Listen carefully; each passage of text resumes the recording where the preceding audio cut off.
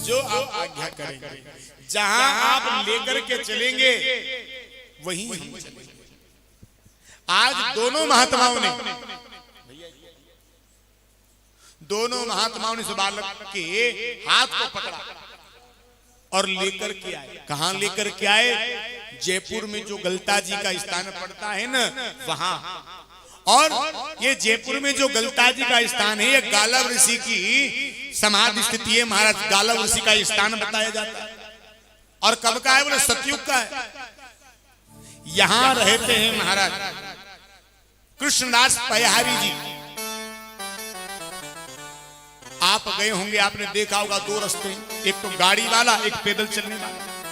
वहां एक कुंड भी है जिसमें स्नान इत्यादि होता है। फिर नीचे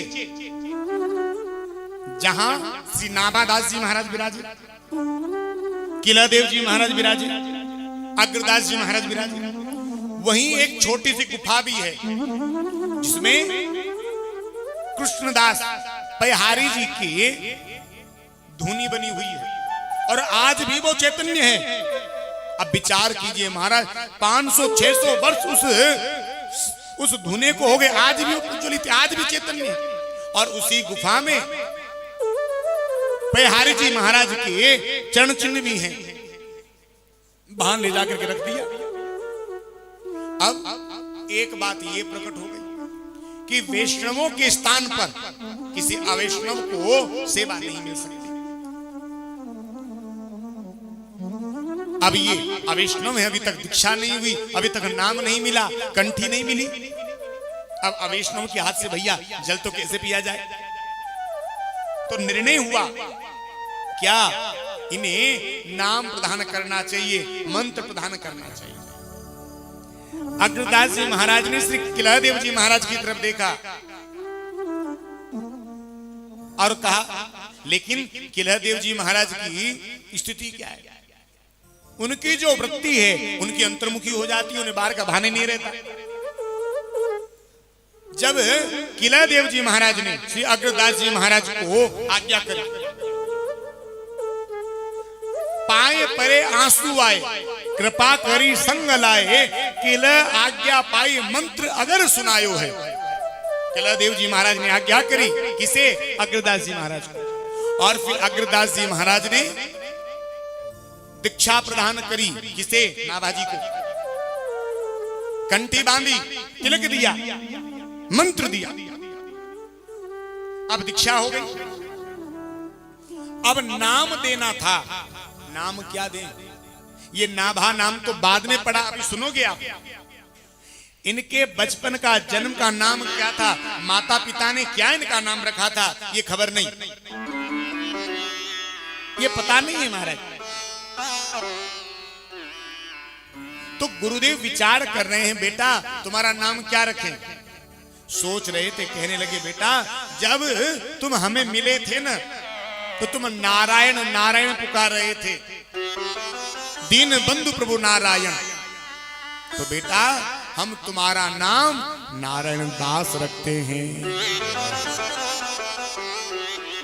बोले नारायण दास जी महाराज की जय।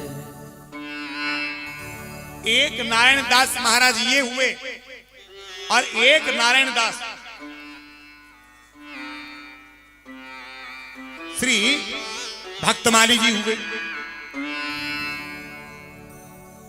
मानो वह दूसरे नाभाजी महाराज प्रकट होकर के तो क्या आ गए, तो नाम दे दिया नारायण दास। अब आज्ञा करी, बेटा अब तुम्हें दीक्षा मिल गई, ये नाम मिल गया, तुम्हें कंठी मिल गई। छोटे से बालक ने हाथ जोड़े, आज्ञा मांगी, गुरुदेव मेरे लिए क्या आज्ञा है? हाथ जोड़ करके पूछा। गुरुदेव ने दो सेवाएं दी, दो बात बताई। बेटा पहली, जिस स्थान पर हम रहते हैं यह संतों का स्थान है, यह संतों की भूमि है, यहां संत महात्मा आते ही रहते हैं। और बेटा हम लोग संतों की सेवा नहीं कर पाते।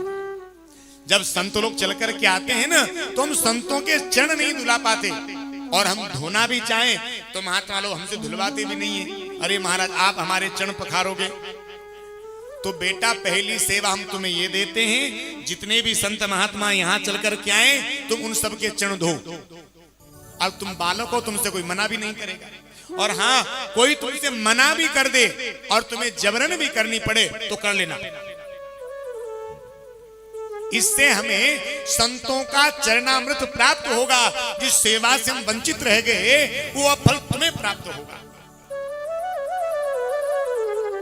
हाथ जोड़ का गुरुदेव जरूर हम ये करेंगे, अब आप दूसरी आज्ञा दीजिए। फिर कहा देखो बेटा, जब संतों की प्रसादी होती है तो जब प्रसादी परोसी जाती है ना, बहुत लोग आ जाते हैं परोसने के लिए तो, और हमें तो लगता है ये कथा भी तुम्हारे लिए आई है। जब प्रसादी होती है तो परोसने के लिए बहुत लोग आ जाते हैं, लेकिन जब झूठी पत्तल उठाने की बारी आती है तो कोई नहीं नजर आता। हम तीर्थ में चल कर के आए, हमने आपसे निवेदन किया था कि भाई हाथ में आप कटोरी थाली गिलास लेकर के आए। हम तीर्थ में आए हैं, क्यों आए हैं? पुण्य कर्म करने के लिए, सत्संग करने के लिए, अच्छे कर्म करने के लिए हैं? अब हम पत्तल में प्रसादी पाएं, उसको फेंकेंगे या तो उड़ करके गंगा जी में जाएगी या गंदगी फैलाएगी हैं, या उससे बीमारियां होंगी, कई प्रकार के छोटे छोटे जीव उसमें प्रकट होंगे। तो हम अच्छा कर्म करने के लिए आए, बुरा कर्म क्यों करें? हम क्यों पाप कमाएं भैया, क्यों गंदगी फैलाएं? तीर्थ को हम अपवित्र क्यों करें? जब अच्छा नहीं कर सके तो बुरा भी नहीं करें। तो बेटा जब संत महात्मा प्रसाद पा लेते हैं तो उनकी झूठी थाली उठाने वाला कोई नहीं मिलता, पत्तल उठाने वाला कोई नहीं मिलता। तो बेटा दूसरा काम तुम्हें यह करना है, उन संतों की झूठन को तुम्हें उठाना है। हाथ जुड़का गुरुदेव अवश्य करूंगा। और भैया ये पत्तल उठाने की सेवा को तुम छोटी सेवा मत मान लेना। महाभारत में लिखा है भगवान कृष्ण ने संत महात्माओं की, भक्तों की झूठी पत्तल को उठाया। संत महात्माओं के चरण भगवान कृष्ण ने पखारे। नाबादास जी महाराज ने कहा गुरुदेव अवश्य करेंगे।